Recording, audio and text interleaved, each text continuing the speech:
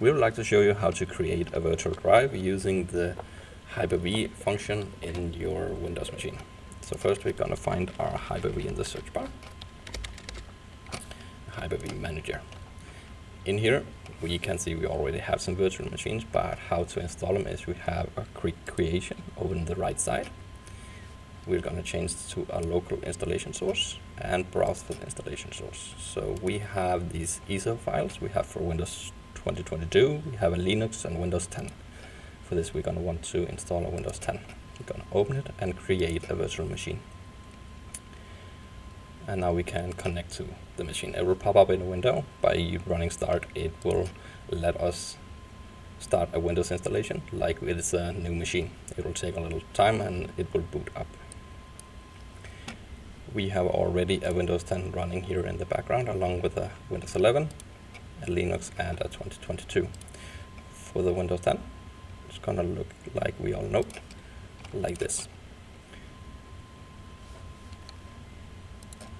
So now the Windows machine is running virtually, but as a regular machine. Now I showed you we have multiple running machines and I want them to connect together for a network. So we have here in the bottom a network setting, and we can see the connection is for a private switch number 1 and it has its own IP address. For the Windows 10 we have a private switch 1 and almost the same IP address, the host is different. The way we did this is we have the virtual switch command and we can create our own switch. But the first one we can create a new one, external, internal or private one. We want to create a private one, gonna click create. Here we can change the name and we can also change, it will be private by default, which is fine for this. Gonna create this and press done. Now we can, by settings, go to the settings and for our network, then change for the new switch. We're gonna let it stay for this since it's already connected with the other machine we're running. But then it's pressing OK and it will change for the connection down here. To set your IP address, we go to our Windows 10, right click in the connection in the corner, open network settings.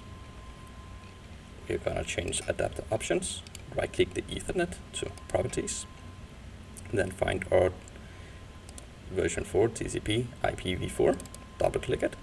Usually it will stand for obtaining an IP address automatically, but since we want to control it, we're gonna flag this using the following, and we're gonna enter our own IP address and the subnet mask. It's important for when you want to connect multiple machines to the same network that the 33 octets are the same on the IP address and the host of course is differently. The subnet mask should also be following the same.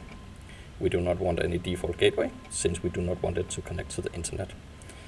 And when you're all done and you press OK, it will change out here in your manager as well, and you can see and follow along. And your computers virtually now can speak to each other.